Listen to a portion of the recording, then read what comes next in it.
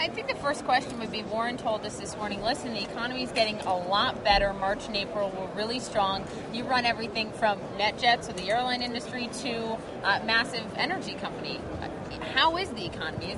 Is it really coming back in a meaningful way? It felt like starting in about mid-January that the economy really started pulling itself, putting aside inventory realignments and some of the stimulus activities. Sure.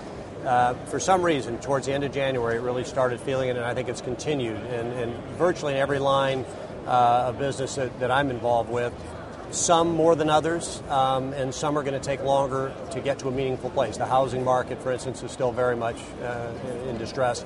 But even there, the volumes are picking up and slow progress is being made. So it actually feels like we're coming out of the cycle. The question is, are we really coming out, or is the government, holding our hand and pulling us out? I mean, even with housing, you've got a lot of that government aid and foreclosure prevention, first-time homebuyer credits, they're ending. Well, 93% of the mortgages issued last year were either Freddie, Fannie, FHA, or VA. Exactly. So, no, there is certainly, the government's hand is there, although I think you're starting to feel less of that influencing the market and more of the natural economy pulling. So I think it is happening. I mean, there's definitely worrisome issues. The unemployment rate feels like it's going to stay stubbornly high, frankly, because the depth of the crisis in '08 caused companies to make changes from a productivity standpoint that they probably wouldn't have made otherwise. Well, and one of the companies that you now run, NetJets, you've completely turned it around. You're now in the black. The company was really struggling. That business, does it make sense in the long run right now? How have you turned NetJets around? Well, actually, the team of executives at NetJets has turned it around. We've got a great young group, fantastic group of employees.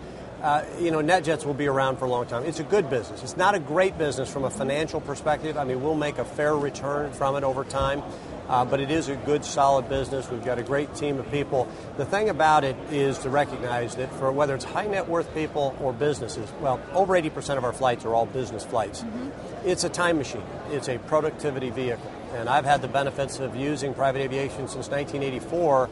And I've always viewed it, at minimum, made me twice as productive and frankly, probably 3 times, because you can just do the things you can't do otherwise. All right, but you say it's a good business, not a great business. So why stay in it?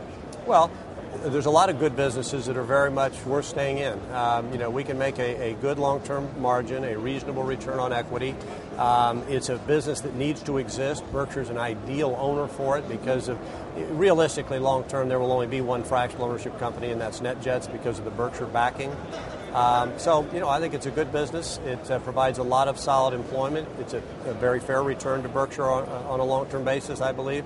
But it's not a BYD. It's not a company that's going to make huge returns, year after year or for a certain period of time. It's a very steady, solid business. Well, let's talk about BYD. You and Warren love this company. You, Warren, and Charlie love BYD. We see some of the cars here behind us.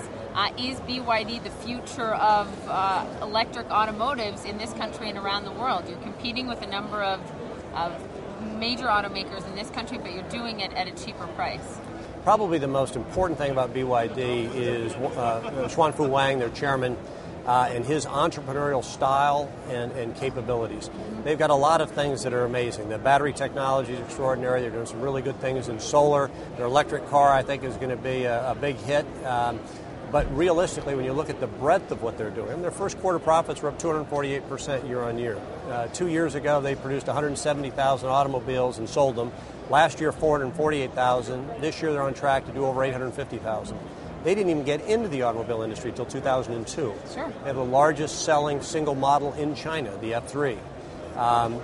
That's just miraculous. And so we're learning a lot more from BYD than we're teaching them, that's for sure. I mean, and you put your money behind BYD instead of an American automotive company for a reason. What could the big three learn from this company? I think agility is the main thing. Xuanfu puts his research engineers together. They focus on problems. Their speed to making changes, one of the things I was amazed at is when they produce, every 1,000 cars they produce, they have a feedback loop to improve the quality. And that's amazing. One of the reasons he can do that is they produce everything in those cars other than the windshield and the tires.